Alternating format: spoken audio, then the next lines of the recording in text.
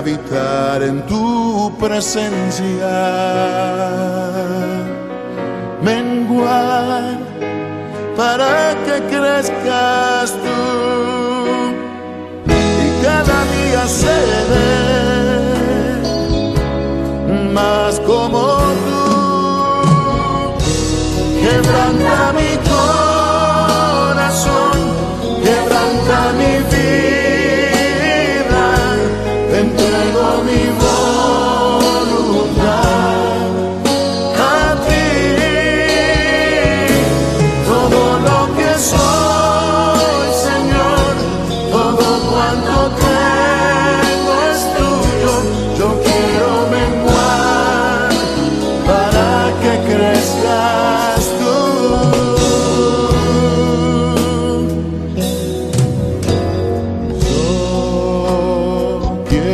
Más de ti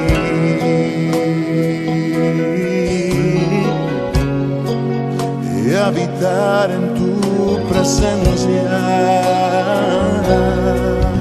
menguar para que crezcas tú y cada día seré más como tú.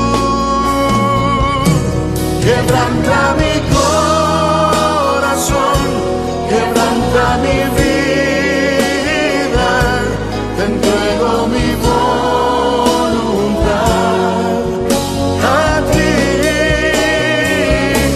Todo lo que soy, Señor, todo cuanto tengo es tuyo. Yo quiero menguar para que crezcas tú. Quebranta mi corazón, quebranta mi vida, transfórmame entrego mi voz a ti, Señor, a ti. solo a ti. Todo lo que soy, Señor, Todo cuanto tengo es tuyo. Yo quiero menguar para que crezcas tú. Yo quiero menguar para que crezcas tú. Yo quiero menguar para que crezcas tú, Jesús.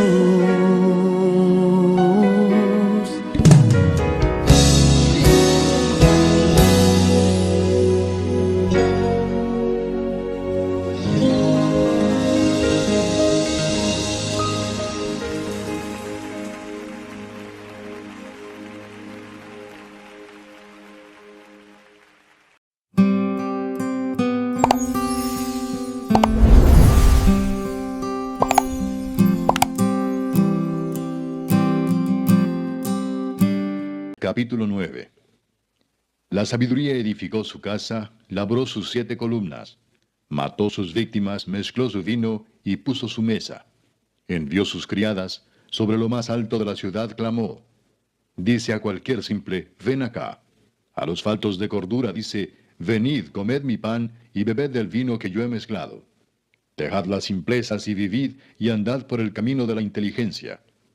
El que corrige al escarnecedor se acarrea afrenta. El que reprende al impío se atrae mancha. No reprendas al escarnecedor para que no te aborrezca. Corrige al sabio y te amará. Da al sabio y será más sabio. Enseña al justo y aumentará su saber. El temor de Jehová es el principio de la sabiduría, y el conocimiento del Santísimo es la inteligencia. Porque por mí se aumentarán tus días, y años de vida se te añadirán. Si fueres sabio, para ti lo serás, y si fueres escarnecedor, pagarás tú solo. La mujer insensata es alborotadora, es simple e ignorante. Se sienta en una silla a la puerta de su casa, en los lugares altos de la ciudad, para llamar a los que pasan por el camino, que van por sus caminos derechos. Dice a cualquier simple, ven acá. A los faltos de cordura dijo, las aguas hurtadas son dulces, y el pan comido en oculto es sabroso. Y no saben que allí están los muertos, que sus convidados están en lo profundo del Seol.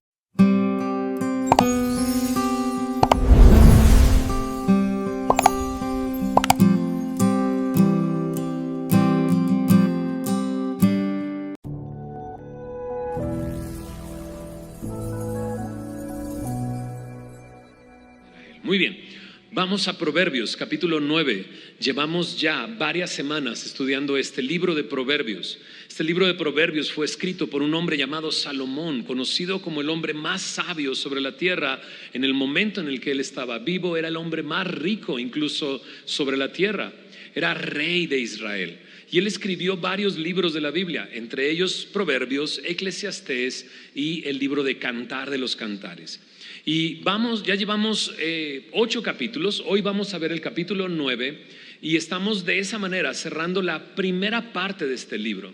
Los primeros 9 capítulos son discursos que se presentan. Hemos estado escuchando 4 voces principalmente. La voz de Salomón, dándole consejo a su hijo, guiando a su hijo Roboam. Por eso, de cuando en cuando, en estos primeros capítulos escuchamos la palabra hijo mío, oídme, hijos míos, oídme. Es la voz de Salomón. Pero también identificamos la voz del hombre malo, como se describe ahí. Esta voz de aquel que quiere hacer lo malo, que está planeando y maquinando maldad durante la noche y comete crímenes comenzando el día. Pero también escuchamos la voz de la mujer extraña. Esta mujer extraña representa el pecado, la tentación, esas voces que nos invitan constantemente a tomar su camino, pero que nos llevan hacia el dolor, hacia el sufrimiento, hacia la muerte. Y también hemos escuchado la voz, y la escuchamos fuerte y claro la semana pasada, la voz de la sabiduría. Personificada como una mujer, la sabiduría nos habla, y la semana pasada conocimos que la sabiduría es eterna, ha estado ahí desde siempre, estuvo ahí en el momento de la creación, incluso estuvo activamente ordenándolo todo. Eso nos ayudó a entender que la sabiduría es Jesucristo mismo, puesto que Él es sabiduría de Dios para nosotros. Y ahora estamos cerrando esta porción de los discursos. El día de hoy vamos a ver el capítulo 9, un capítulo muy interesante, un capítulo simétrico, si podríamos decirlo así. Tenemos al final de esta porción una última invitación a la sabiduría, a ir a su casa, a un gran banquete. Pero luego veremos que es muy parecida la invitación de la insensatez, o la mujer extraña, la mujer insensata. La insensatez también nos invita a su casa, pero veremos al final de su invitación que no es a un gran banquete como nos invita la sabiduría, sino es a un funeral a donde nos está invitando. El capítulo es simétrico, como te decía. De hecho, si te fijas, ahorita lo vamos a leer, pero en el versículo 4 del capítulo 9 nos dice a cualquier simple, ven acá, a los faltos de cordura, dice. Y luego se repite en el versículo 16 prácticamente el mismo versículo. Dice a cualquier simple, ven acá, a los faltos de cordura, dijo. Por lo tanto, los primeros 6 versículos es la sabiduría hablando, los últimos 6 versículos es la insensatez hablando, y en el centro del versículo 7 al versículo 12 está el corazón, que nos va a recordar una vez más que el principio de la sabiduría es el temor del Señor, y nos va a hablar de 2 personajes que son el producto de escuchar estas voces. ¿Qué pasa cuando escuchamos a la insensatez? ¿Qué pasa cuando escuchamos a la sabiduría? Y creo que al ver esos personajes nos vamos a poder medir nosotros. Servirá como un termómetro para saber dónde estamos, si estamos escuchando la voz de la insensatez o si estamos escuchando la voz de la sabiduría. Vamos a leerlo. Trata de identificar mientras lo leemos estos 2 discursos, cómo se parecen, y trata de identificar el corazón de este mensaje en los versículos de en medio. Dice así el capítulo 9 de Proverbios, versículo 1. La sabiduría edificó su casa, labró sus 7 columnas, mató sus víctimas, mezcló su vino y puso su mesa. Envió sus criadas, sobre lo más alto de la ciudad clamó. Dice a cualquier simple, ven acá. A los faltos de cordura dice, venid, comed mi pan y bebed del vino que yo he mezclado. Dejad las simplezas y vivid, y andad por el camino de la inteligencia. El que corrige al escarnecedor se acarrea afrenta. El que reprende al impío se atrae mancha. No reprendas al escarnecedor para que no te aborrezca. Corrige al sabio y te amará. Da al sabio y será más sabio. Enseña al justo y aumentará su saber.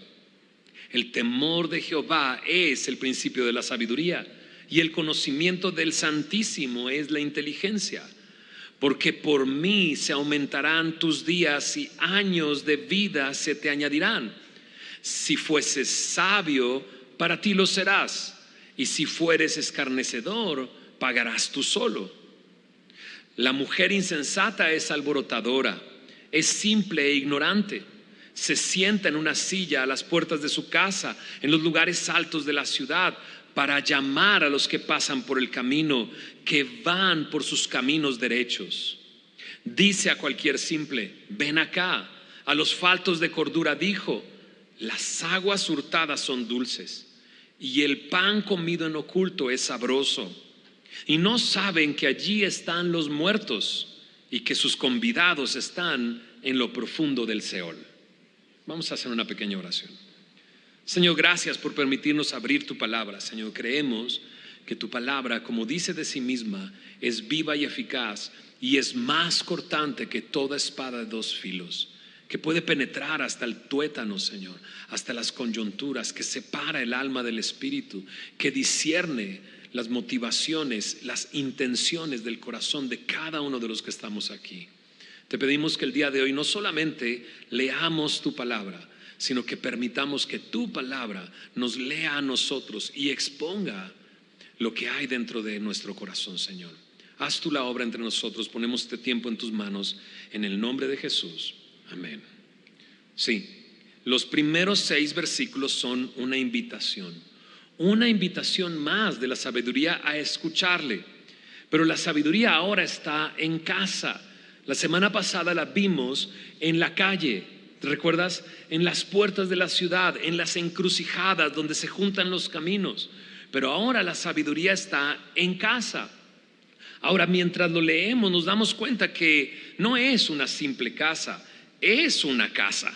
Una casa que la sabiduría ha edificado, y nos especifica en el versículo 1 que labró sus 7 columnas.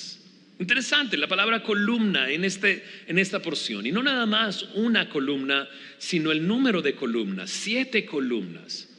Algunos se han quemado el cerebro tratando de entender qué significan estas 7 columnas. El texto no nos dice qué son. Algunos han dicho, bueno, hace referencia a los 7 espíritus del Mesías que están en el libro de Isaías. Otros dicen, no, en el libro de Santiago se nos dice que la sabiduría de lo alto es pura, pacífica, amable, benigna, llena de misericordia y buenos frutos, sin incertidumbre y sin hipocresía. Son 7, ¿no? O 8, ya no conté bien, o si conté bien. En realidad no se nos dice exactamente qué hace referencia. Lo que podemos identificar es que una casa que tiene 7 columnas es bastante grande, es bastante espaciosa. Estas 7 columnas, el número 7, entendemos en la palabra que habla de perfección, de completo. En el 7º día Dios descansó de sus obras.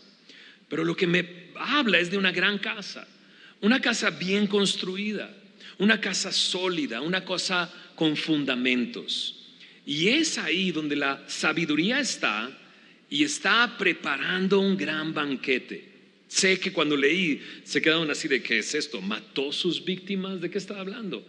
Bueno, está hablando de preparar un banquete. Así lo presentan otras versiones, traducciones de la Biblia. Dice, preparó un gran banquete, preparó un banquete. Bueno, lo dice ahí, puso su mesa. Cuando tú vas a recibir invitados a tu casa, le dices a tus hijos, ¿verdad? Pon la mesa. ¿no? Y siempre se le olvidan las servilletas y la sal. ¿Cómo no pusiste las servilletas? ¿Y qué es lo que haces? ¿Cuántos vienen? Pues 5, y pones 5 platos, 5 vasos, pones la mesa. La sabiduría está poniendo la mesa y está preparando un gran banquete. ¿Por qué? Porque su invitación es a venir, entrar y, como leímos, comer, dice la sabiduría, para que vengas y comas mi pan y bebas del vino que yo he mezclado. Es una invitación donde la sabiduría está preparando el lugar. La sabiduría no sale a la calle en esta ocasión. Dice ahí, envió a sus criadas. Ella no está a la puerta, ya no está en la encrucijada, está en su casa esperando a que vengan y respondan a esta invitación. Qué importante es responder a la invitación. Ahora, como dijimos al principio, con este capítulo 9 se cierra esta primera porción del libro de Proverbios. Esta es la culminación, esta es la última gran invitación, digámoslo así. Pero la invitación de la sabiduría comenzó desde el capítulo 1 en el versículo 22. Mira lo que dice ahí en el capítulo 1, verso 22. ¿Hasta cuándo, oh simples, amaréis la simpleza? Y los burladores desearán el burlar, y los insensatos aborrecerán la ciencia. Les dice, volveos a mi reprensión. He aquí yo derramaré mi espíritu sobre vosotros y os haré saber mis palabras. La primera invitación que hace la sabiduría es a 3 grupos de personas. ¿Lo notaste ahí? Al simple, al burlador o escarnecedor y al insensato. Pero conforme avanzan las invitaciones, en el capítulo 8, versículo 5, nos dimos cuenta que la invitación se redujo a 2 personas. Capítulo 8, verso 5 dice, entended, oh simples, discreción, y vosotros necios entrad en cordura. Ya no están los escarnecedores, solamente está el simple y el necio o el insensato. Y ahora solamente la invitación es al simple. Y eso me hace ver una cosa: el escarnecedor ya no quiere escuchar nada. El escarnecedor es el burlador, el que se burla. El necio quiere seguir en su necedad. Ahora la invitación solamente es al simple. Y eso me hace pensar, ¿cuántas invitaciones la sabiduría te ha hecho? ¿Esta es la primera? ¿O es la segunda? ¿O es la tercera? ¿O ya van varias invitaciones que has rechazado? Porque por lo que veo, si endurecemos nuestro corazón, llegará un momento en que ya no queremos escuchar, que ya preferimos vivir en nuestra necedad, incluso sabiendo que es necedad. Porque el necio pareciera que no se da cuenta que es necio, pero aparte se enorgullece de su necedad. Así soy yo, ¿y qué? Así me hicieron, ¿no? Así soy. Ojo, si estás recibiendo su invitación por primera vez hoy, responde. Si la estás escuchando por segunda o tercera ocasión, responde. No queremos que llegue un momento en que la invitación ya no sea para ti. Pero por lo pronto, aquí dice, verso 4, dice a cualquier simple, ven acá. Por lo pronto la invitación es para todos. Me gusta que no dice decid al simple, sino dice decida cualquier simple, porque ya en cualquier entramos pues, todos. Esta invitación es para todos. La invitación es venid y comed mi pan, venid y bebed del vino mezclado que yo he preparado. Vino mezclado, en este tiempo y en esta cultura se mezclaba una porción de vino por 3 de agua. Y esto no tenía la intención de embriagar a las personas. De eso hablaremos más adelante, porque el libro de Proverbios tiene bastante que decirnos acerca de la embriaguez. Ya llegaremos a ese punto. Lo que está invitando es a un gran banquete. Un banquete que tiene implicaciones. Mira lo que dice el verso 6. Venid implica dejad las simplezas y vivid y andad por el camino de la inteligencia. No solamente es venir, al venir estamos dejando algo. En otras traducciones lo dicen así: dejad atrás sus caminos de ingenuidad, dejen su insensatez, dejen de ser ignorantes, abandona la necedad. Así se traduce en diferentes traducciones. Eso es lo que nos está invitando a hacer, dejar. Pero dejar ¿para qué? Para vivir. En otra traducción dice, para que empiecen a vivir. Me gusta que la sabiduría te invita, pero te está invitando para comenzar algo. No para que termine algo, sino para que comience. Y quiere comenzar dándonos vida. Deja la simpleza y vive. Y vivirás y empezarás a vivir. Ahora, cuando uno empieza a vivir, empieza a aprender cosas, y una de las cosas que aprende en los primeros años es a andar. No podemos solamente vivir, necesitamos andar. Estos primeros 6 versículos nos pintan un cuadro, una imagen muy bella, una gran fiesta, un gran banquete donde hay vida, donde hay transformación, donde hay resolución, donde todos estamos invitados, para cualquiera es esta invitación, y somos retados a vivir y andar. No es el final, es el comienzo, es el empezar a vivir. Eso es lo que nos muestra. Pero ahora viene la parte de en medio de este mensaje. En esta parte de en medio se mencionan principalmente 2 grupos de personas: el escarnecedor y el sabio. Y la sabiduría nos dice: no corrijas al escarnecedor porque te va a aborrecer, porque el que corrige al escarnecedor se acarrea afrenta, el que reprende al impío se atrae mancha.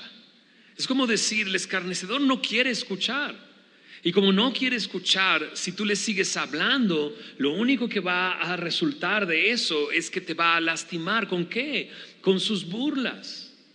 Es como cuando a alguien le insistes una vez más y les dices, es que lo que estás haciendo está mal. ¿Y qué te contestan? Lo que estás haciendo está mal, ¿no? Prácticamente, ¿me salió bien o no? Prácticamente eso es lo que está haciendo. El burlador, ¿cuándo se va a cansar de burlarse? Y esa es la actitud del escarnecedor. Él no quiere escuchar, menos quiere escuchar que le corrijan o que le reprendan. Él no quiere saber la verdad. Él quiere escuchar solamente, hey, todo va a estar bien, todo va a ir bien, todo va a salir bien. Él solamente quiere escuchar, hey, es esto y ya, no pasa nada, tú pórtate bien, no seas gandalla nada más. ¿Has escuchado eso? ¿No?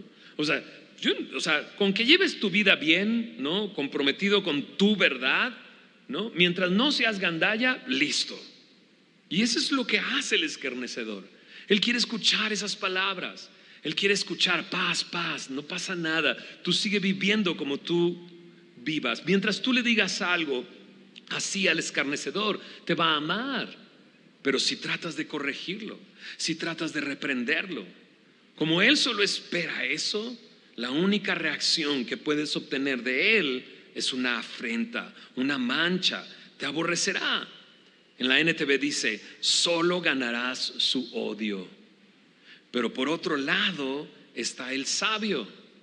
Y cuando tú, dice aquí, corriges al sabio, dice, te amará.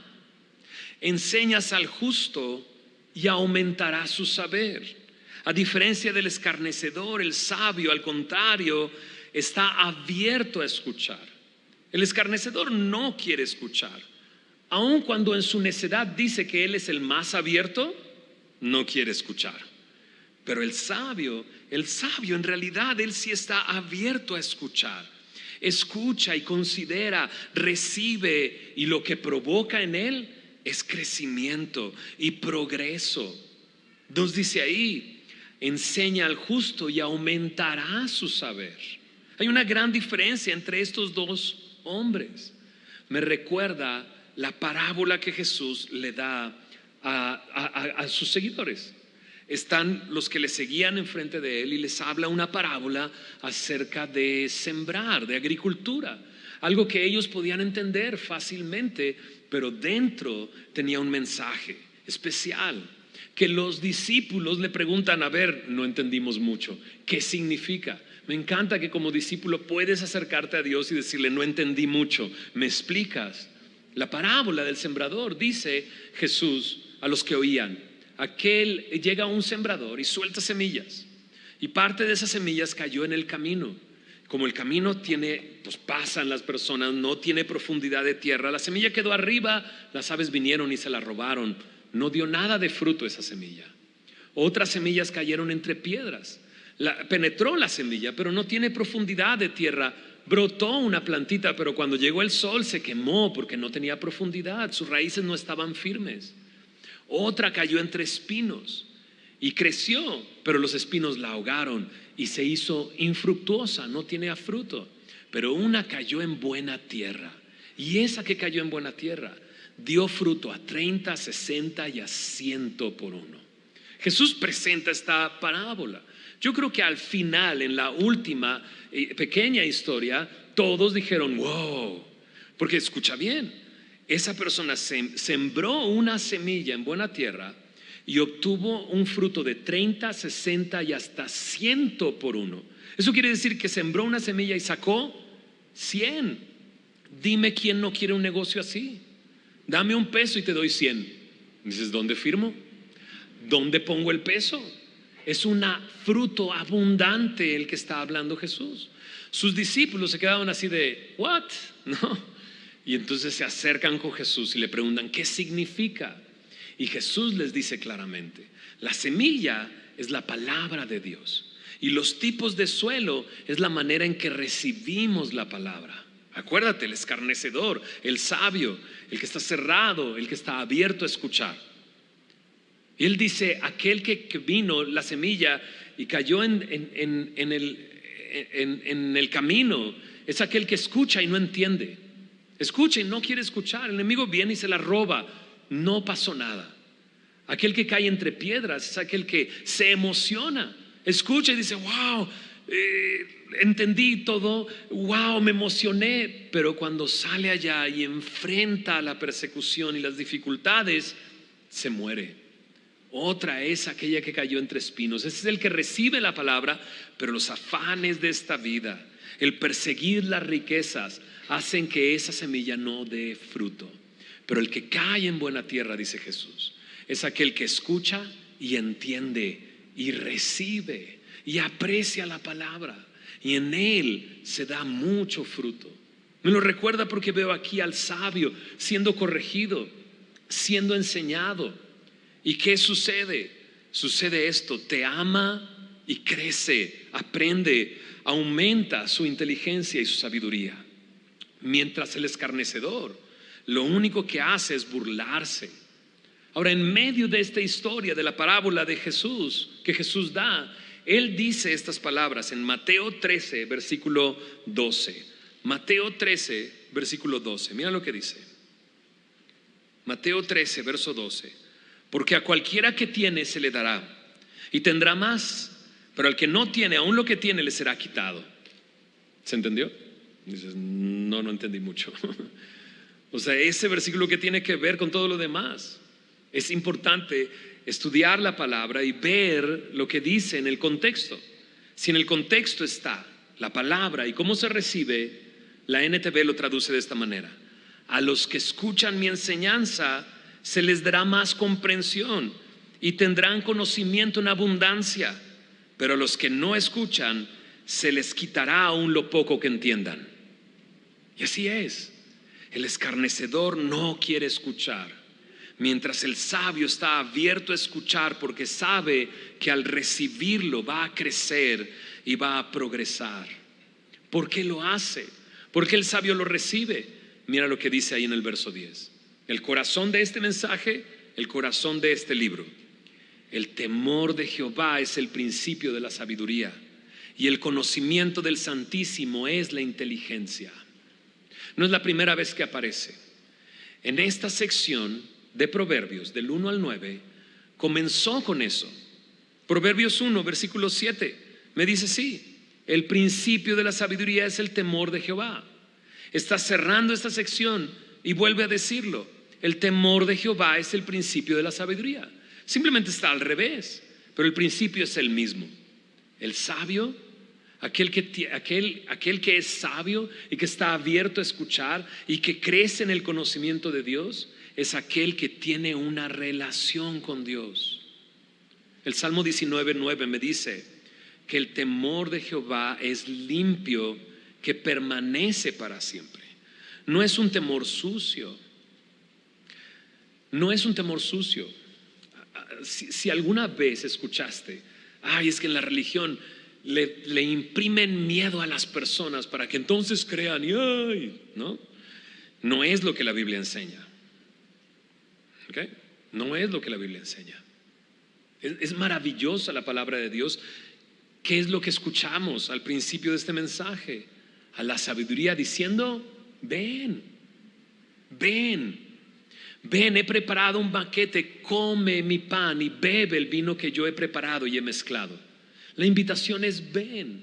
Y es lo que escuchas de Jesús, ven. Es más, Jesús tuvo que hacer la aclaración. El Hijo del Hombre, haciendo referencia al mismo, no ha venido a condenar al mundo, sino para que el mundo sea salvo por medio de Él. Es decir, ¿de dónde escuché eso? Por cierto, yo creo que de la insensatez, que quiere mantenerte alejado de la sabiduría. El temor de Jehová, lo explicamos en una conferencia completa, me habla de tener una relación con Dios, de considerar a Dios en cada paso que yo doy, en mi vida diaria, considerar, ahí está Dios, y tener esta relación que es viva, esta relación que te motiva, que te fortalece, que recibe esa semilla para dar fruto y poder bendecir a las personas que están a tu alrededor. Este cristiano es un cristiano que recibe vida. Mira lo que dice ahí mismo en Proverbios 9, en el versículo 12, sí, dice ahí, porque por mí se aumentarán tus días y años de vida se te añadirán. Vendrá vida a tus años y años a tu vida. Eso es lo que me está diciendo. ¿Has conocido a un cristiano así? Un cristiano que te motiva, un cristiano que lo ves y que es inteligente, que es razonable, que escucha, que comprende, que ama, que no está atacando a las personas, sino que atrae a las personas. Y es ese tipo de persona que le dices, oye, nos tomamos un café. Oye, me encanta cuando me dices lo que, pues eso que te dijeron el domingo, ¿no? Es ese tipo de creyente que da fruto porque tiene una relación con Dios, porque ha comenzado. El temor de Jehová es el principio de la sabiduría. Es ese cristiano, es esa persona que tiene una relación con Dios. Y me encanta cómo la sabiduría nos dice así: por mí se aumentarán tus días, por mí años de vida se te añadirán. ¿No? Simplemente siendo sabio, sabiendo utilizar lo que sé, comprometiéndonos a la cordura, dejando a un lado la simpleza, te va a mantener alejado de muchas cosas que dañan tu cuerpo. ¿Estás de acuerdo conmigo con eso? El insensato no piensa en el mañana, vive en el día a día, emocionado solamente por las sensaciones y las emociones y lo que siente, y daña su propio cuerpo. Pero no solamente eso, como vimos la semana pasada y como lo estamos viendo, la sabiduría es Jesús, porque Jesús es el único que puede dar vida, el único que puede dar nueva vida. ¿Cómo? Por medio de la salvación. La paga del pecado es muerte, mas la dádiva de Dios, el regalo de Dios, es vida eterna en Cristo Jesús. Solo piensa en eso. La paga del pecado es muerte. Jesús dijo: yo no he venido a condenarte, pero la condenación es esta, que los hombres amaron más las tinieblas que la luz. Tu propio pecado te está condenando. Jesús lo que quiere es darte vida. Como la sabiduría diciendo: por mí tendrás larga vida y se aumentarán los años a tu vida. ¿No? Concluye esta sección diciendo así: si fueres sabio, para ti lo serás. Si fueres escarnecedor, pagarás tú solo. Prácticamente está poniendo el balón en tu cancha. Aquí está la invitación. Hay un gran banquete para ti, donde hay vida, donde hay crecimiento, donde hay madurez, donde hay entendimiento, donde hay discernimiento, donde podemos ver a Dios en nuestra vida, cada momento de nuestra vida. Hace un par de días, el viernes, iba con un amigo que tiene 50 años de casado. Me gustan esos amigos que acaba de celebrar 50 años de casado. Íbamos platicando por el camino y quizás él no se dio cuenta, pero me platicaba momentos de su vida y de su trabajo y de cómo fue avanzando su vida desde que tenía 18, 17 años. Y él me estaba contando todo eso y llegaba a esta conclusión: Dios estaba ahí. No lo puedo creer, pero Dios estaba ahí. Y él puede ver a Dios en el hoy y él puede ver a Dios en su futuro. ¿Entiendes? Hay un gran banquete invitado para ti, donde te puede dar vida, donde hay crecimiento, donde hay madurez.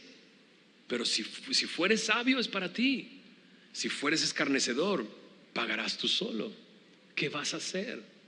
Lo que está haciendo es ponerte en una encrucijada. ¿Qué vas a decidir?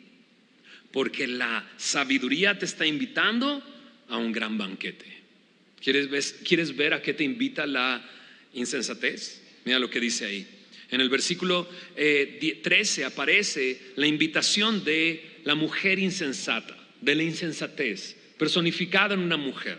Dice: la mujer insensata es alborotadora, es simple e ignorante. Se sienta en una silla a la puerta de su casa, en los lugares altos de la ciudad, para llamar a los que pasan por su camino, dice, por el camino, que van por sus caminos derechos. Entonces la insensatez se presenta como una alborotadora. Y la palabra alborotadora habla de alguien que habla fuerte y que quiere ser escuchado. ¿Has conocido una persona así? Que domina la conversación, que se escucha por todos lados, que habla para ser vista. La insensatez brinca y llama la atención y quiere distraerte, pero es, dice el verso 13, simple e ignorante. No sabe nada y busca amigos. Dices: no te juntes con esa persona, porque es ignorante y busca amigos. No les quiere enseñar nada, quiere que la acompañen. ¿Has conocido algo así? Dice: ven, es lo que escuchamos en todos los discursos del hombre malo y de la mujer insensata. Ven, acompáñame, vayamos, hagamos esto y hagamos lo otro. No pretende enseñarte nada porque no sabe nada, porque es ignorante, pero quiere arrastrarte y distraerte. Eso es lo que dice aquí. Para llamar a los que pasan por el camino, dice, que van por sus caminos derechos. Ese hombre va en su camino derecho y ella, la insensatez, lo quiere apartar, lo quiere distraer, lo quiere invitar e imita a la sabiduría. ¿Te das cuenta? Verso 16. Dice a cualquier simple: ven acá. A los faltos de cordura dijo, ¿no? Es lo mismo que hace la sabiduría. A cualquier simple dice: ven acá. Pero la sabiduría nos dijo: ven y come de mi pan, porque he preparado yo el banquete. Ven y bebe del vino que yo he mezclado. Deja la simpleza y vive y anda por el camino de la inteligencia. Pero la insensatez te dice: ven acá.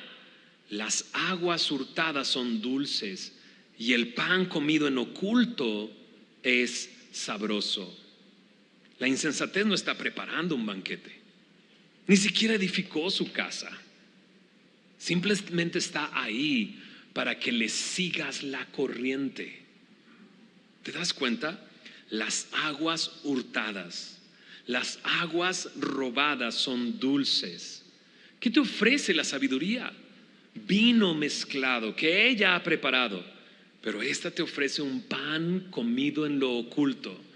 Pan que ella no preparó, sino que le arrebató a alguien más. Pero como es oculto y como es prohibido, parece atractivo y seductor. Y te dice, es dulce. Claro, la insensatez siempre te va a tentar con algo que parezca atractivo. Si no, no sería tentación. Si no, no te distraería en lo más mínimo. Pero la insensatez, habla fuerte, te distrae, te quiere atraer, y lo que te ofrece es agua hurtada y pan comido en lo oculto. Es lo único que ofrece, es lo único que puede dar, porque la insensatez desprecia el fruto del trabajo. La insensatez exalta el robo, lo oculto, el pecado. El contraste es muy claro. En el capítulo 9, verso 10, teme al Señor, considera a Dios.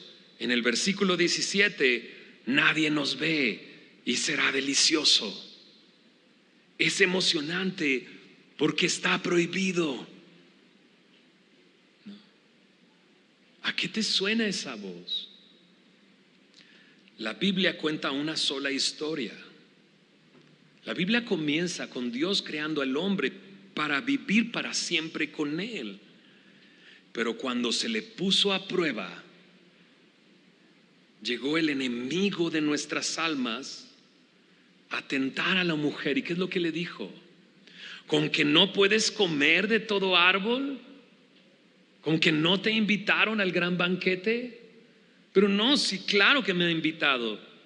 ¿Qué fue lo que Dios dijo? De todo árbol que está en el huerto puedes comer, pero de ese árbol de la ciencia del bien y del mal no comerás, porque de cierto morirás. ¿Y qué dice el enemigo? No vas a morir, serás como Dios. Y entonces tú vas a decidir lo que quieras. No te quiere enseñar nada, quiere que lo acompañes, porque el enemigo cayó queriendo ser Dios.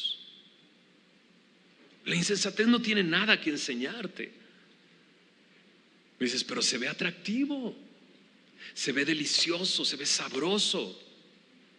Sí, en Proverbios 14:12 dice, hay camino que al hombre le parece derecho, pero el fin es camino de muerte.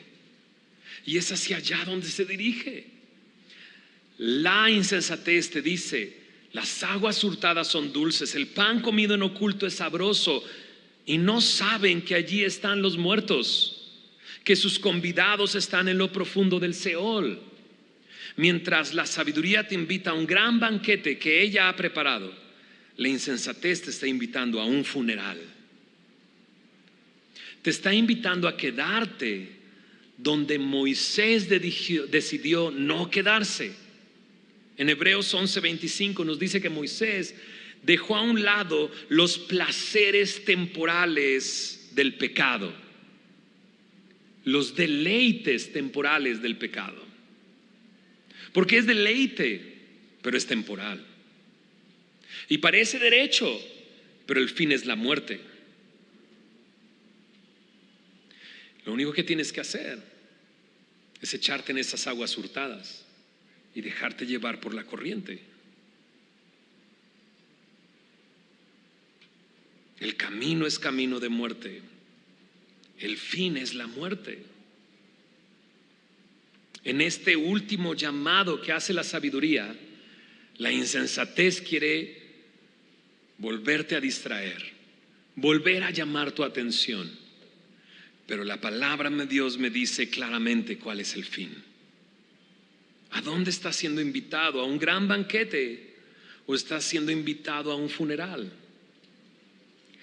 Sabes, el libro de Proverbios está siendo muy revelador. ¿Estás de acuerdo conmigo? Yo no sé tú, pero yo estoy fascinado con este libro. Me sorprende cómo nos conoce, cómo sabe con qué estamos luchando y qué estamos escuchando y cómo estamos siendo tentados constantemente. Es la palabra de Dios.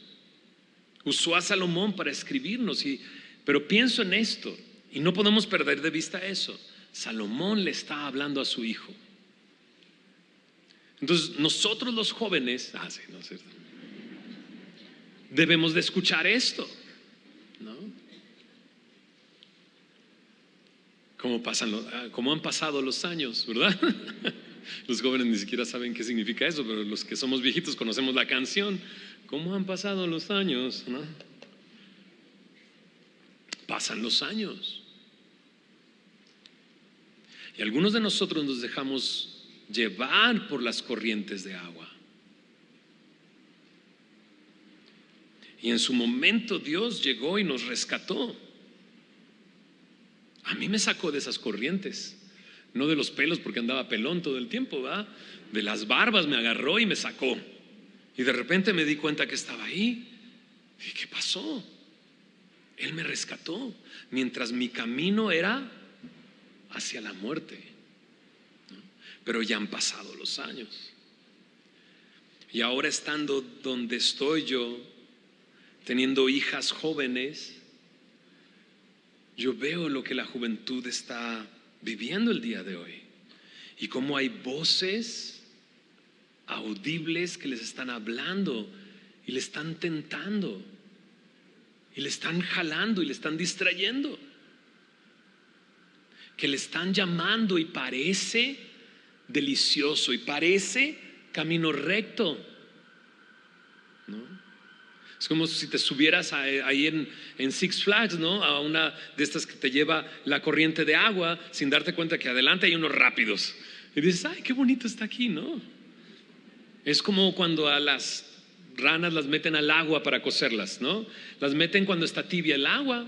Pues está sabroso, está a gusto, pero el fin es la muerte. Y yo veo a los jóvenes están siendo tentados, están siendo distraídos, están siendo jalados hacia allá. No puedo no dejar de verlo. Lo veo, lo vemos. Y cómo me dan ganas de decirte, joven, checa esto. La sabiduría está preparándote un gran banquete. No dejes esto por pan comido en lo oculto, por aguas hurtadas, que parece que son dulces, pero luego llegará la realidad, porque los deleites son temporales, los deleites temporales del pecado.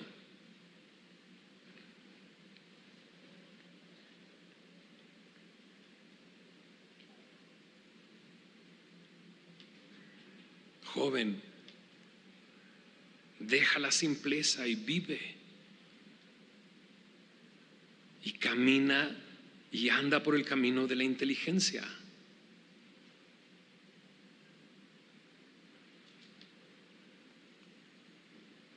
Me duele pensar que si no aceptas esa invitación, te vuelvas un necio o hasta un escarnecedor. Y termines diciendo, ahí va otra vez a lo mismo. Y cuando alguien quiera hacerte ver y despertarte y decir, despierta, despierta, cuidado, te vas a...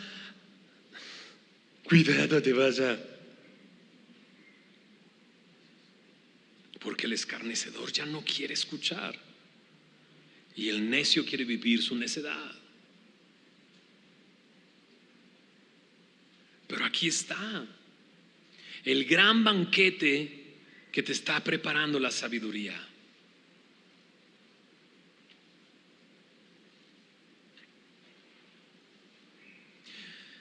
Aquellos que hemos entregado nuestra vida a Cristo y Cristo nos ha transformado, podemos decir, el Señor nunca nos ha decepcionado. Amén. Aquel que Dios le ha dado un nuevo corazón y que decidió caminar con Él, dejando a un lado los placeres, los deleites temporales del pecado, podemos decirte, vale la pena. Vale la pena.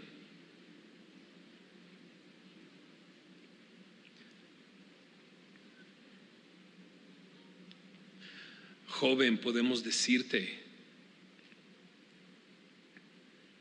vale la pena creer en el Señor, recibir la invitación correcta. Y vale la pena que lo hagas hoy.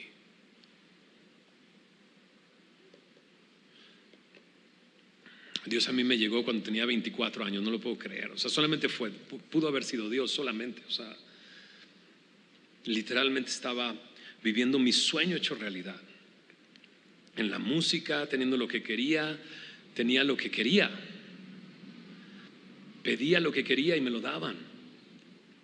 Y ahí Dios me despertó por su misericordia y por su gracia. Y me alcanzó a los 20 y tantos, a los 24 años. Pero yo sé que algunos los ha agarrado a los 40 años. Y hay tanto bagaje ya. Hay tantas cosas que andamos arrastrando y cargando y tantas cicatrices. Mejor escucha la invitación hoy. ¿Podría el escarnecedor y el necio después de años ser rescatado? Yo creo que sí. Mientras vas en esas aguas hurtadas siguiendo la corriente de este mundo, ¿el Señor te puede rescatar? Claro que sí. Pero las heridas que te van a dejar van a permanecer contigo, van a estar ahí contigo. A muchos siguen atormentándonos después de muchos años. Sabemos de quién somos y sabemos que le pertenecemos y hemos recibido esa invitación y hemos abrazado esa invitación. Pero joven, decide recibir la invitación hoy. Deja la simpleza y vivirás. Empezarás a vivir y anda en el camino de la inteligencia. En Efesios capítulo 2 nos dice que estando muertos en nuestros pecados, Él nos dio vida. Dice, antes éramos hijos de desobediencia, siguiendo la corriente de este mundo, haciendo la voluntad de nuestra carne, haciendo la voluntad de nuestra mente, muertos. Y es que cuando decidimos hacer las cosas que a nosotros nos apetecen por nuestra carne o por nuestra mente, estamos haciendo a un lado aquel que creó nuestro corazón y nuestra mente, aquel que tiene un propósito para nosotros. Estamos rechazando a aquel que nos está invitando a un gran banquete, aquel que dijo, voy a prepararte un lugar para que donde yo esté, ahí tú estés conmigo. Estamos rechazando a aquel que dice, te doy mi paz, no como el mundo la da. Una paz que permanece, no como el mundo la da. Una paz donde encontrarás descanso. Pero dice ahí, pero Él que es rico en misericordia, por su gran amor con que nos amó, nos ha dado vida juntamente con Él. Y nos hizo sentar en los lugares celestiales con Cristo Jesús, porque Él está preparándonos un lugar. Y nos ha hecho sentar en esos lugares celestiales.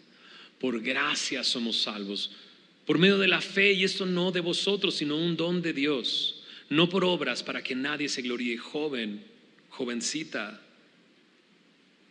escucha, si escuchas hoy la voz de Dios, responde a su voz. Recibe la invitación. Deja la simpleza y vive y decide caminar haciendo la voluntad de Dios. Josué llegó un momento, Josué, el que introdujo al pueblo de Israel a la tierra prometida, después de haber repartido todas las tierras, de repente él se para enfrente de toda la congregación y les dicen, ok, decidan a quién van a servir. Decidan a quién van a servir. Y si les parece mal servir al Señor, entonces decidan servir o a los dioses antiguos en Egipto o a los dioses de ahora. Y él se levanta enfrente de todos y dice, yo y mi casa serviremos al Señor. Entonces aquí hay un llamado para todos nosotros. ¿Qué vamos a decidir? ¿Somos invitados a un gran banquete o somos invitados a un funeral? ¿A cuál quieres asistir? ¿Oramos? Señor, gracias por tu palabra. Gracias por este tiempo. Gracias, Señor, porque nos conoces. Gracias porque tu palabra es como espada de dos filos, penetra hasta lo profundo. Y Señor, solamente tú sabes, y solo tu Espíritu puede convencernos de pecado, de juicio, de justicia, guiarnos a toda verdad. Señor, tu palabra es clara, la hemos leído, le hemos puesto el sentido a lo que dice. Y Señor, aquellos que lo están entendiendo y escuchando, te ruego, Señor, que lo reciban y pueda haber mucho fruto en sus vidas. Señor, no dejes que el enemigo venga y robe la semilla. No dejes, Señor, que los afanes de esta vida ahoguen esa plantita que está creciendo. Que no sea solamente una emoción solamente. Y que cuando venga la persecución apague ese fuego, apague esa emoción, sino que caiga en buena tierra tu palabra el día de hoy y podamos ver fruto en nuestra vida. Te ruego, Señor, por aquellos que aún no te conocen y que el día de hoy por primera vez escuchan que tú les amas y que tú los estás llamando, que los estás invitando a tu casa, que los invitas a recibir vida de ti, Señor. Te ruego, Señor, que ellos puedan responder. Pero también te ruego por aquellos que tenemos que tomar una decisión, que tenemos que pararnos como Josué y decir: yo y mi casa serviremos al Señor. Aquellos que decidimos el día de hoy por la vida, por aquello que tú nos ofreces. Te ruego por más y más hermanos y hermanas llenos del temor de ti, Señor, que es el principio de la sabiduría, con una relación en la que pueden verte a ti paso a paso en sus vidas. Y que, Señor, eso sea de bendición a los que estamos a su alrededor. Gracias, Señor, por tu palabra. Te damos la gloria y la honra a ti en el nombre de Jesús. Amén.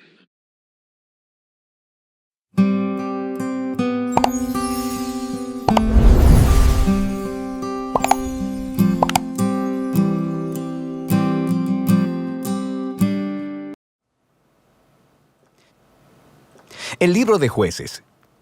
Recuerda que después de que Josué guió a las tribus de Israel hacia el interior de la tierra prometida, él les llamó a ser fieles al pacto con su Dios, obedeciendo los mandamientos de la Torá.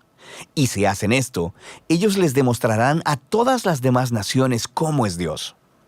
Así que Jueces comienza con la muerte de Josué y básicamente cuenta la historia del completo fracaso de Israel. El nombre del libro viene del tipo de líderes que Israel tuvo en este periodo. Antes de que tuvieran reyes, las tribus fueron gobernadas por jueces. Ahora, no pienses en algo como una corte. Estos eran líderes regionales, político-militares, algo así como un jefe tribal. Y necesita ser advertido, el libro de Jueces es muy perturbador y violento. Cuenta la historia de la corrupción moral de Israel, de su mal liderazgo y básicamente de cómo vinieron a ser semejantes a los cananeos. Pero esta triste historia también debe generar esperanza para el futuro, y puedes ver esto en la manera en que el libro está diseñado. Hay una larga introducción que prepara el escenario para el fracaso de Israel, porque ellos no expulsan a los cananeos que quedaron. Luego tenemos la gran sección principal del libro, con historias acerca de la creciente corrupción de los jueces de Israel. Y la progresión de la narración muestra cómo los líderes de Israel pasan de bastante buenos, a malos y a peores. La sección final es bastante perturbadora y muestra la corrupción del pueblo de Israel en su totalidad. Así que profundicemos para explorar un poco más cada parte. La sección inicial comienza con las tribus de Israel en sus territorios en la tierra prometida. Y aunque Josué derrotó algunas de las ciudades cananeas claves, todavía había mucha tierra que conquistar y muchos cananeos viviendo en esas áreas. Así que el capítulo 1 incluye una larga lista de grupos cananeos y ciudades que Israel no expulsó de la tierra. Ahora, recuerda, el objetivo de expulsar a los cananeos era evitar que Israel adoptara la corrupción moral y la manera de adorar a sus dioses mediante el sacrificio de niños. Dios llamó a Israel a ser un pueblo santo, y esto no estaba sucediendo. El capítulo 2 describe cómo Israel simplemente se estableció junto a los cananeos y adoptó todas sus prácticas culturales y religiosas, y la historia se detiene justo aquí. Por casi un capítulo entero, el narrador nos da una vista general de todo lo que está a punto de suceder en el cuerpo del libro. Esta parte de la historia de Israel, dice el narrador, es una serie de ciclos en espiral descendente. Israel se vuelve como los cananeos, así que pecarían en contra de Dios. De manera que Dios les permitiría ser conquistados y oprimidos por los cananeos, y eventualmente los israelitas verían su error y se arrepentirían. Así que Dios levantaría a un libertador, un juez de entre Israel, que derrotaría al enemigo y traería una era de paz. Pero Israel eventualmente volvería a pecar y el ciclo volvería a empezar. Este ciclo provee el diseño literario y el flujo de la siguiente sección principal del libro. Se repite para cada uno de los 6 jueces principales cuyas historias se relatan aquí. Ahora, las historias de los primeros 3 jueces, Otoniel, Ahod y Débora, son aventuras épicas, pero también son historias extremadamente sangrientas. Los jueces mismos o las personas que ayudaban al juez derrotaban a sus enemigos y libraban al pueblo de Israel. Las historias de los siguientes 3 jueces son más largas y se enfocan en las fallas del carácter de los jueces, quienes se vuelven peor cada vez. Así que Gedeón comienza bastante bien. Es un hombre cobarde, pero eventualmente termina confiando en que Dios puede usarlo para salvar a Israel. Así que él derrota a un enorme ejército de madianitas con solo 300 hombres, llevando antorchas y cántaros de barro. Pero Gedeón tiene un carácter bastante malo y asesina a un grupo de israelitas porque no lo ayudaron en su batalla, y de ahí todo va de mal en peor. Él hace un ídolo con el oro que ganó en sus batallas, y después que él muere, todo Israel adora al ídolo como a un dios, y el ciclo comienza otra vez. El siguiente juez principal es Jefté, quien es algo así como un matón de la mafia que vive en las montañas. Y cuando las cosas se ponen muy mal para Israel, los ancianos vienen a él y le ruegan por su ayuda. Y Jefté era un líder muy efectivo. Ganó muchas batallas contra los amonitas, pero estaba tan poco familiarizado con el Dios de Israel que lo trata como a un dios cananeo. Jura sacrificar a su hija si gana la batalla. Esta trágica historia nos muestra qué tan bajo ha caído Israel. Ya no conocen el carácter de su propio Dios, lo que los lleva al asesinato y a la falsa adoración. El último juez, Sansón, es por mucho el peor. Su vida empezó con mucha promesa, pero a él no le importa el Dios de Israel. Era promiscuo, violento y arrogante. Ganó brutalmente batallas estratégicas contra los filisteos, pero a costa de su propia integridad, y su vida termina con un violento asesinato en masa. Ahora, una nota rápida. Notarás un tema repetido en la sección principal del libro. En momentos claves, el Espíritu de Dios empoderará a cada uno de estos jueces para lograr grandes actos de liberación. Ahora, el hecho de que Dios use a estas personas realmente arruinadas no significa que valide todas o aún algunas de sus decisiones. El primero y principal compromiso de Dios es salvar a su pueblo. Pero todo lo que tiene para trabajar son estos líderes corruptos, así que Él obra a través de ellos. Esta sección entera está diseñada para mostrarnos lo mal que se han puesto las cosas. Ya no puedes diferenciar entre los israelitas y los cananeos, y estos solo son los líderes. La sección final muestra a Israel como un todo, tocando fondo. Hay 2 historias trágicas aquí, y no son para gente con corazón muy débil. Están estructuradas por una frase clave que se repite 4 veces al cierre del libro. En esos días no había rey en Israel, y cada uno hacía lo que bien le parecía. La primera historia es acerca de un israelita llamado Micaía, que construye un templo privado para un ídolo, y el lugar es saqueado por un ejército privado enviado de la tribu de Dan. Así que ellos llegan y se roban todo, y luego van y queman la pacífica ciudad de Lais y asesinan a todos sus habitantes. Es una historia horrible. Cuando Israel olvida a su Dios, los más fuertes se salen con la suya. La última historia del libro es aún peor. Es una impactante historia de abuso sexual y violencia que conduce a la primera guerra civil de Israel. Es una historia muy perturbadora y ese es el punto. Se supone que estas historias sirvan como advertencia. El descenso de Israel a la autodestrucción es el resultado de apartarse del Dios que los ama y quien los salvó de la esclavitud en Egipto. Israel necesita ser librado de nuevo, ahora de ellos mismos. El único rayo de esperanza se encuentra en esta frase repetida en la última parte del libro. De hecho, forma la última oración de la historia. No había rey en Israel. De manera que el escenario está listo para que los siguientes libros cuenten los orígenes de la familia del rey David. el libro de Ruth y también los orígenes del reinado mismo en Israel, el libro de Primera de Samuel. Pero la historia de los jueces tiene valor como tragedia. Es una explicación que nos trae sobriedad, nos demuestra la condición humana y al final apunta hacia la necesidad de la gracia de Dios enviando un rey que rescate a su pueblo. Y de esto trata el libro de Jueces.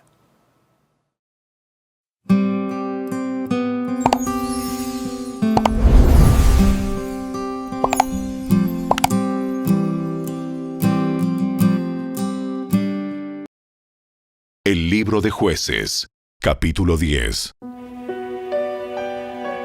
Después de la muerte de Abimelec, la siguiente persona que rescató a Israel fue Tola, hijo de Púa, hijo de Dodo.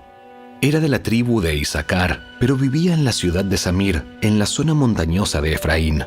Fue juez de Israel durante 23 años. Cuando murió, lo enterraron en Samir. Después de la muerte de Tola, Jair de Galaad fue juez de Israel durante 22 años. Sus 30 hijos cabalgaban sobre 30 burros y eran dueños de 30 ciudades en la tierra de Galaad, que aún se llaman las ciudades de Jair. Cuando murió Jair, lo enterraron en Camón. Una vez más, los israelitas hicieron lo malo a los ojos del Señor. Sirvieron a las imágenes de Baal y de Astoret y a los dioses de Aram, de Sidón, de Moab, de Amón y de Filistea. Abandonaron al Señor y dejaron de servirle por completo. Entonces el Señor ardió de enojo contra los israelitas y los entregó en manos de los filisteos y los amonitas, quienes comenzaron a oprimirlos ese mismo año. Durante 18 años oprimieron a los israelitas que vivían al oriente del río Jordán, en la tierra de los amorreos, es decir, Galaad. Los amonitas también cruzaron al lado occidental del Jordán y atacaron a Judá, a Benjamín y a Efraín. Los israelitas estaban muy angustiados. Finalmente clamaron al Señor por ayuda y dijeron: Hemos pecado contra ti. Porque te hemos abandonado como nuestro Dios. Para servir a las imágenes de Baal. El Señor respondió: ¿Acaso no los rescaté yo de los egipcios, los amorreos, los amonitas, los filisteos, los sidonios, los amalecitas y los maonitas? Cuando ellos los oprimían, ustedes clamaban a mí por ayuda, y yo los rescataba. Sin embargo, ustedes me abandonaron y sirvieron a otros dioses. Así que ya no los rescataré más. Vayan a clamar a los dioses que han escogido, que los rescaten ellos de este momento de angustia. Pero los israelitas rogaron al Señor diciendo: Hemos pecado. Hemos pecado. Castíganos, como bien te parezca. Pero rescátanos hoy de nuestros enemigos.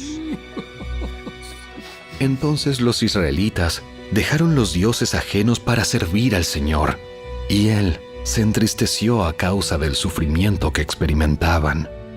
En esa ocasión, los ejércitos de Amón se habían juntado para la guerra y acampaban en Galaad, y el pueblo de Israel se congregó y acampó en Mizpa. Los líderes de Galaad se dijeron unos a otros: El primero que ataque a los amonitas será proclamado gobernante de todo el pueblo de Galaad.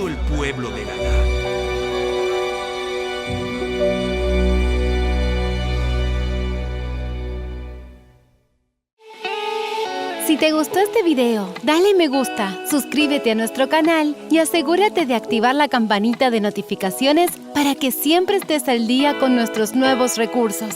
Recuerda seguirnos también en nuestras redes sociales. Descarga ahora mismo la app y escucha la audiobiblia dramatizada en tu celular. Busca lectura pública de la Biblia en la tienda de tu dispositivo o vea la descripción de este video donde también encontrarás los links de descarga. Para ver el siguiente video, toca el recuadro que aparece en tu pantalla. ¡Hasta pronto!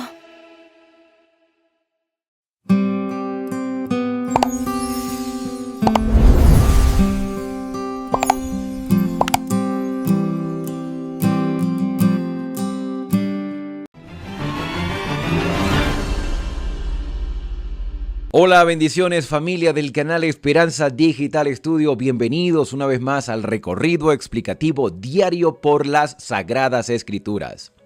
Yo soy Alexander Suárez y hoy hemos llegado al capítulo 10 de Jueces, un capítulo corto pero que tiene grandes lecciones.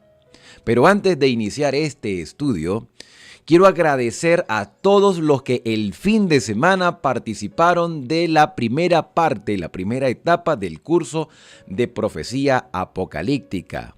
La próxima semana, el próximo fin de semana, sábado 27, domingo 28, estaremos con la segunda sección donde continuaremos hablando de los eventos proféticos que han tenido su cumplimiento en la historia y los que han de ocurrir antes de la venida de Cristo, que nos motiva a prepararnos.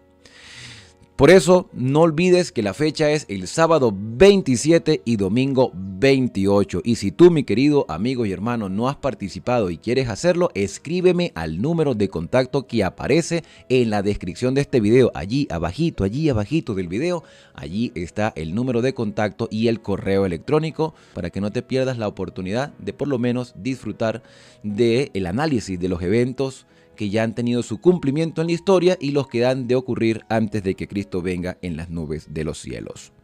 Así que curso de profecía apocalíptica, sábado 27 y domingo 28 de este mes. Bien, sin más preámbulos, vamos entonces a analizar el capítulo 10 de Jueces. Bueno, el capítulo comienza hablando de la muerte de Abimelec. Como ya vimos, Abimelec era un hijo no reconocido de Gedeón y esto había causado en él como cierto rencor familiar o cierta descontento con la casa de su padre, y él anhelaba el poder que su padre nunca había querido recibir, que era gobernar sobre Israel. De hecho, Abimelec gobernó durante 3 años y cuando se levantó una oposición, cuando sintió una amenaza por aquellas personas que también lo colocaron en el poder, y ahora estando en el poder podemos decir que llegó a tener un gobierno totalitario, opresor, entonces algunos se rebelaron, se sublevaron y él eliminó a la oposición. Y queriendo afianzar su gobierno, fue de una a otra ciudad a doblegar a las personas que consideraba que podían ser una amenaza para él, hasta que estando cerca de una ciudad, una mujer lanzó una piedra de molino y le partió el cráneo, y de esa manera muere Abimelec. Y en lugar de clamar a Dios y pedir perdón, agonizando allí por el dolor que sentía en su cabeza, decidió que sus últimas palabras fueran decirle a su escudero: mátame tú, o a su siervo: mátame tú, atraviésame tú, para que no digan que una mujer me mató. Y así hay muchas personas el día de hoy.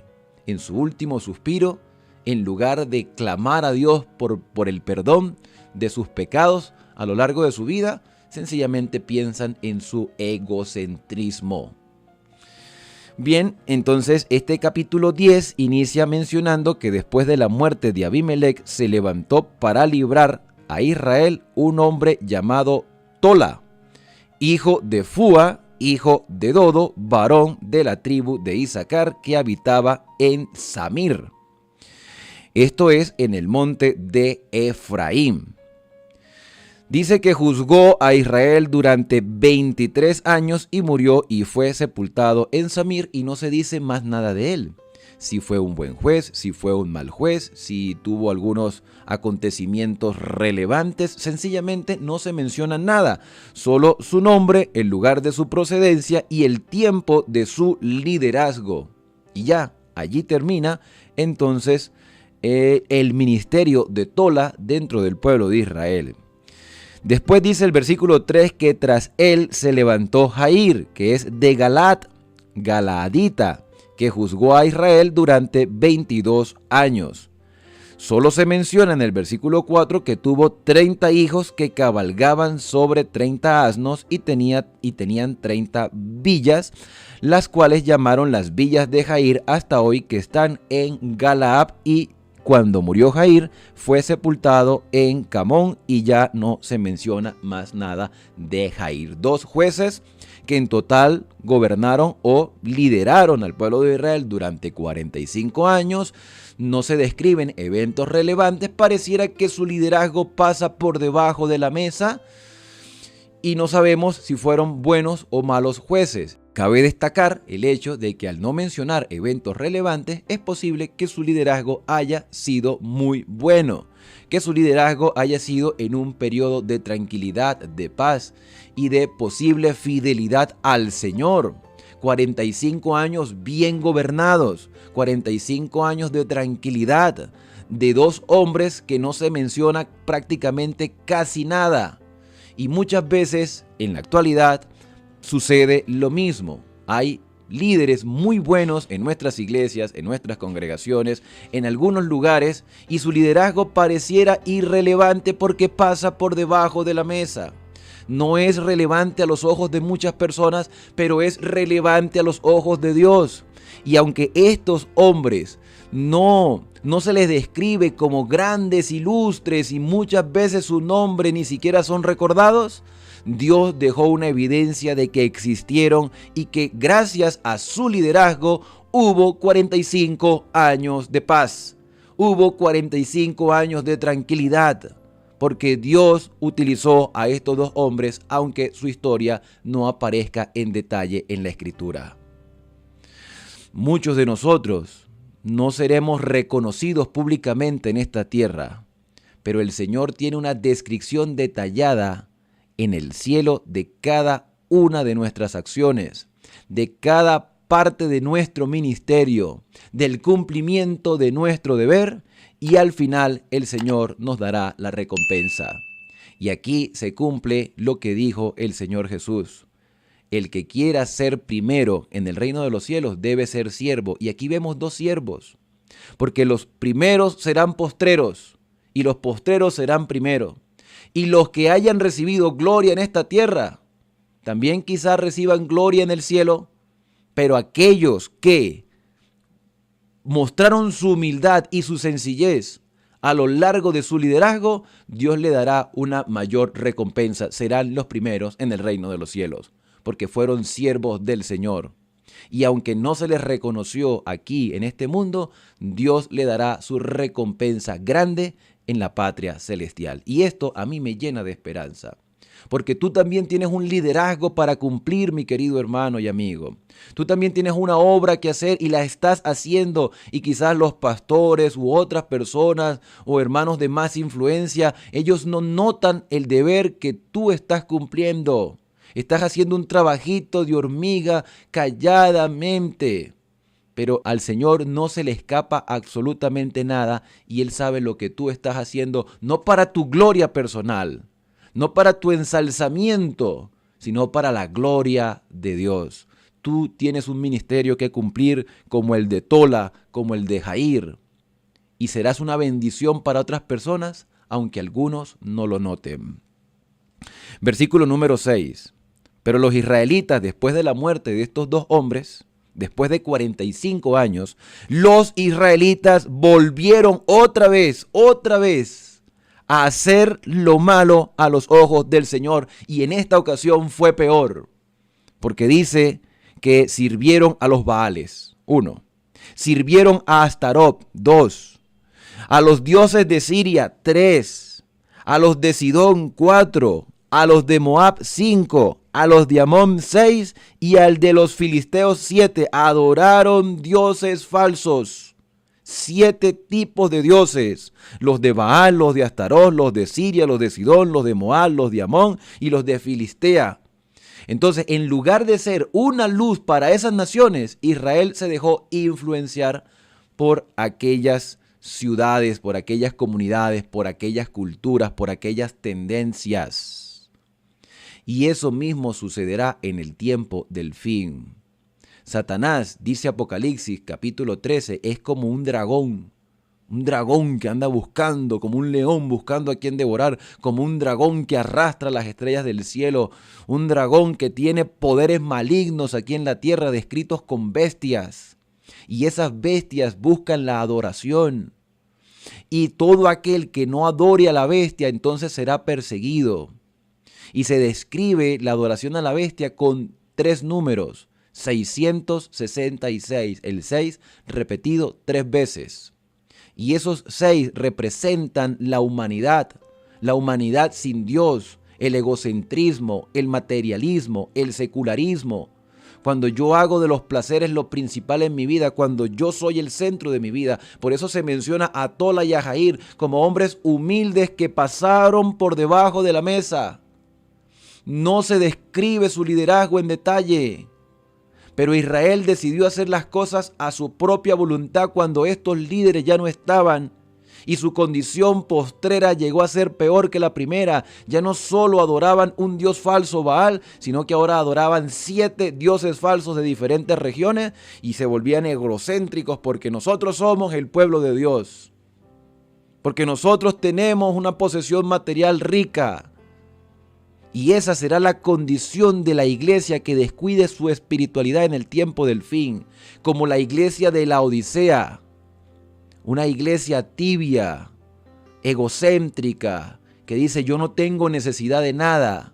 Pero la buena noticia es que a pesar de que vivimos en un mundo materialista, secularista, egocentrista, aún hay esperanza para nosotros. Para nosotros hay esperanza. Pero si yo persisto en hacer el mal, Dios se aparta de mi vida si yo persisto en seguir siendo desobediente, que fue lo que hizo Israel. En la misma iglesia de la Odisea, el Señor dice, yo estoy a la puerta y llamo.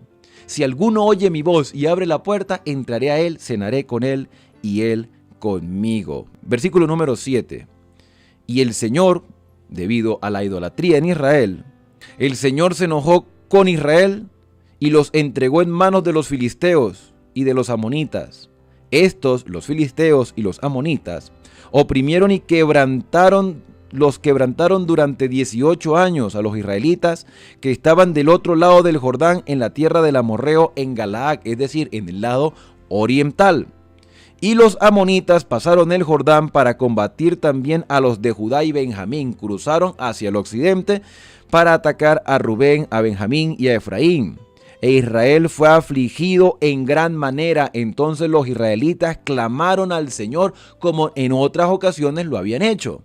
Claman al Señor porque se sienten oprimidos, pero cuando tienen paz, cuando tienen tranquilidad y cuando ya no hay un líder que les dé consejos porque se mueren, entonces ellos vuelven a hacer lo malo y cuando se sienten presionados buscan al Señor nuevamente y reconocen su falta por el miedo que están sufriendo, por el dolor que están sintiendo y dicen, hemos pecado contra ti porque hemos dejado a nuestro Dios y hemos servido a los Baales. Hay un reconocimiento, sí, pero por la presión que sienten del enemigo. Y los versículos del 1 hasta el 14, Dios habla. ¿Cómo habla? Posiblemente a través de un siervo, a través de un profeta, a través de uno de los que se han mantenido fieles a su nombre. Habla a través del remanente, habla a través de sus hijos porque no se podía escuchar la voz de Dios directamente y Dios les envía a decir lo siguiente. Cuando fuisteis oprimidos por los egipcios, les recuerda el pasado. Cuando fuiste oprimidos por los amorreos, por los amonitas y por los filisteos, por los sidonios, por los de Amalek, por los de Maón, y clamasteis a mí, ¿yo os libré de sus manos? Es una pregunta. ¿Yo os libré de sus manos? Claro que sí.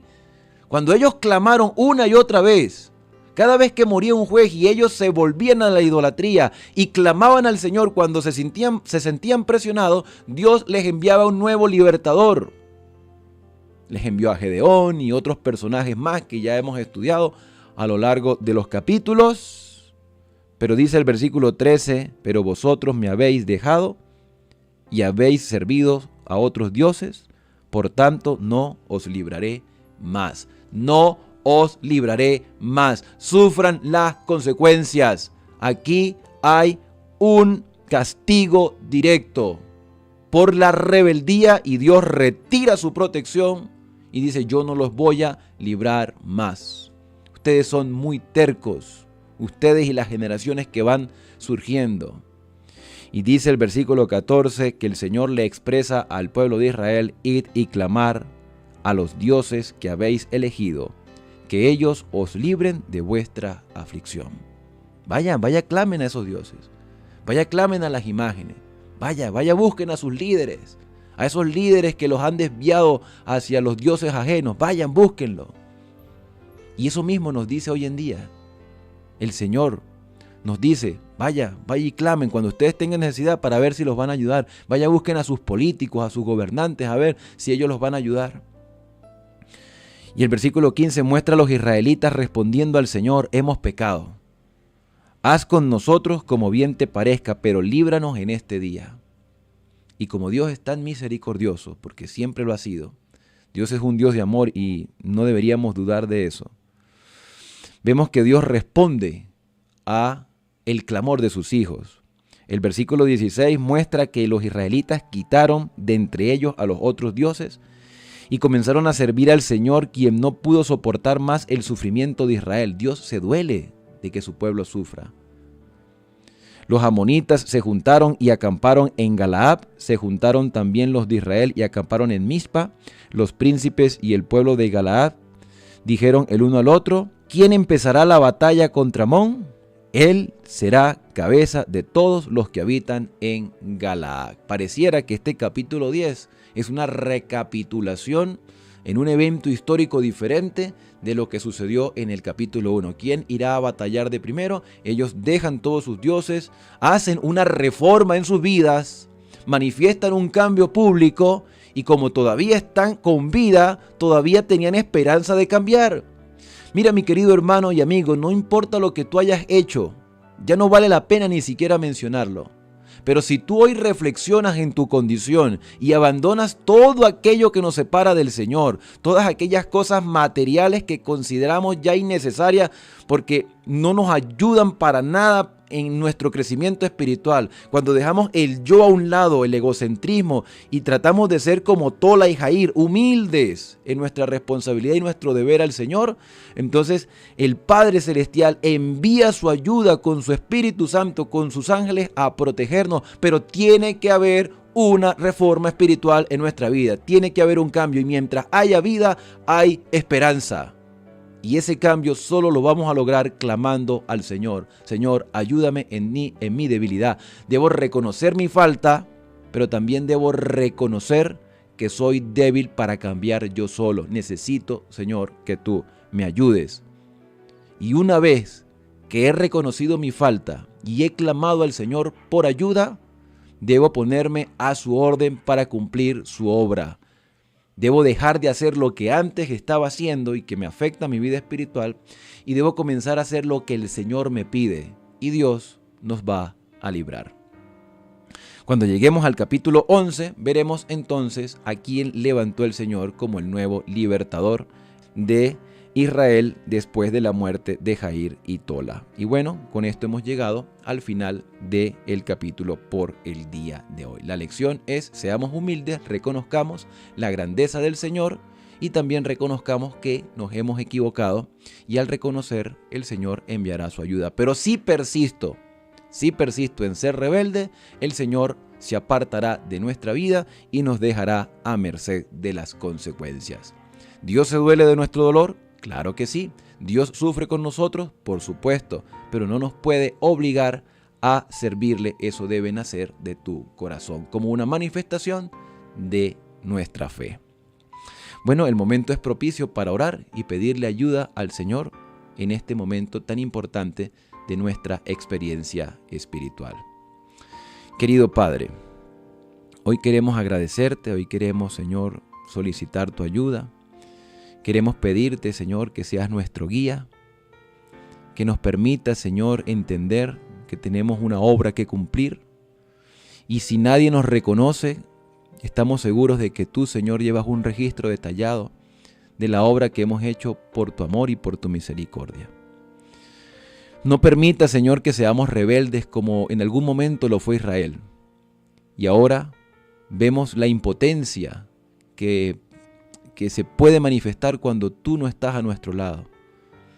Solo contigo somos verdaderamente fuertes. Acompáñanos, Señor, y dirígenos. Solo por los méritos de Cristo Jesús lo pedimos todo. Amén. Bien, y ahora al despedirnos, decimos a cada uno: Dios te bendiga y te guarde. Haga resplandecer Dios su rostro sobre ti y tenga de ti misericordia. Dios alce sobre ti su rostro y ponga en ti paz. Nos vemos en una próxima oportunidad aquí en Esperanza, el canal de las Sagradas Escrituras.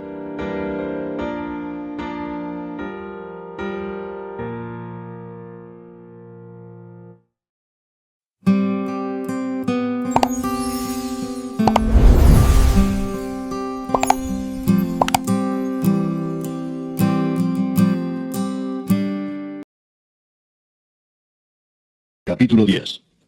Después de Abimelech se levantó para librar a Israel Tola, hijo de Fua, hijo de Dodo, varón de Isacar, el cual habitaba en Samir, en el monte de Efraín. Y juzgó a Israel 23 años, y murió y fue sepultado en Samir. Tras él se levantó Jair Galaadita, el cual juzgó a Israel 22 años. Este tuvo 30 hijos que cabalgaban sobre 30 asnos, y tenían 30 ciudades que se llaman las ciudades de Jair hasta hoy, las cuales están en la tierra de Galaad. Y murió Jair y fue sepultado en Camón. Pero los hijos de Israel volvieron a hacer lo malo ante los ojos de Jehová, y sirvieron a los Baales y a Astarot, a los dioses de Siria, a los dioses de Sidón, a los dioses de Moab, a los dioses de los hijos de Amón, y a los dioses de los filisteos, y dejaron a Jehová, y no le sirvieron. Y se encendió la ira de Jehová contra Israel, y los entregó en mano de los filisteos y en mano de los hijos de Amón, los cuales oprimieron y quebrantaron a los hijos de Israel en aquel tiempo 18 años, a todos los hijos de Israel que estaban al otro lado del Jordán en la tierra del Amorreo, que está en Galaad. Y los hijos de Amón pasaron el Jordán para hacer también guerra contra Judá y contra Benjamín y la casa de Efraín, y fue afligido Israel en gran manera. Y entonces los hijos de Israel clamaron a Jehová, diciendo, Nosotros hemos pecado contra ti, porque hemos dejado a nuestro Dios y servido a los Baales. Y Jehová respondió a los hijos de Israel, ¿No habéis sido oprimidos de Egipto, de los amorreos, de los amonitas, de los filisteos, de los de Sidón, de Amalec y de Maón, y clamando a mí no os libré de sus manos? Mas vosotros me habéis dejado y habéis servido a dioses ajenos, por tanto, yo no os libraré más. Andad y clamad a los dioses que os habéis elegido, que os libren ellos en el tiempo de vuestra aflicción. Y los hijos de Israel respondieron a Jehová, Hemos pecado, haz tú con nosotros como bien te parezca. Solo te rogamos que nos libres en este día. Y quitaron de entre sí los dioses ajenos y sirvieron a Jehová. Y él fue angustiado a causa de la aflicción de Israel. Entonces se juntaron los hijos de Amón y acamparon en Galaad. Se juntaron asimismo los hijos de Israel y acamparon en Mizpa. Y los príncipes y el pueblo de Galaad dijeron el uno al otro, ¿Quién comenzará la batalla contra los hijos de Amón? Será cautivo sobre todos los que habitan en Galaad.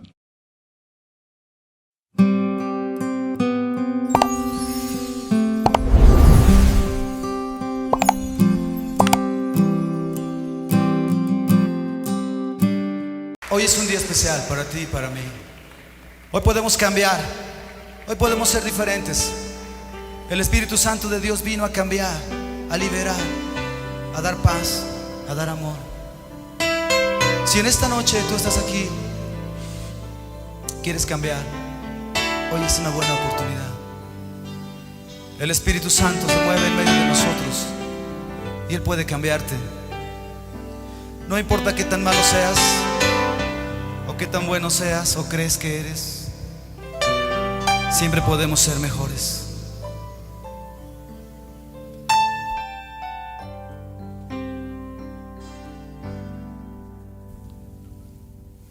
Cambia, Señor, cambia mi vida. Limpia, Señor, mi corazón. Sana, Señor, hoy mis heridas. Mi espíritu y todo mi ser. Cuando me he encontrado solo, tú has sido mi único consuelo de amor.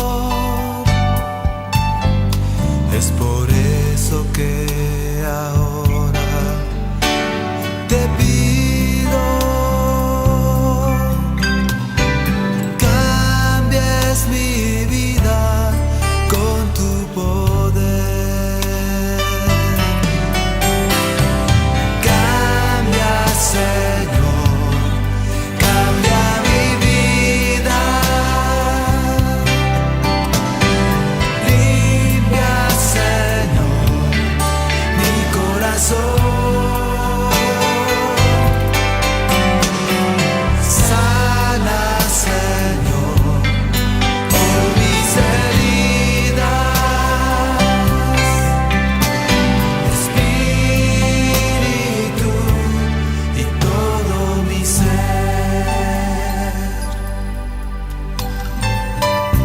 A veces nos sentimos tan tristes.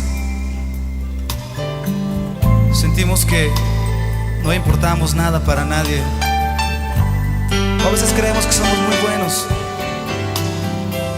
y que no podemos mejorar más. Pero la gente que está a nuestro alrededor piensa diferente. O tal vez pienses que eres tan malo que no puedes cambiar. Pero la palabra de Dios dice que sí puedes cambiar. Yo quiero invitarte esta noche que cantes conmigo esta canción como una oración al Señor. Que sea un compromiso. ¿Quieres cantar? Oh, cambia, Señor, cambia mi vida. Limpia, Señor, mi corazón.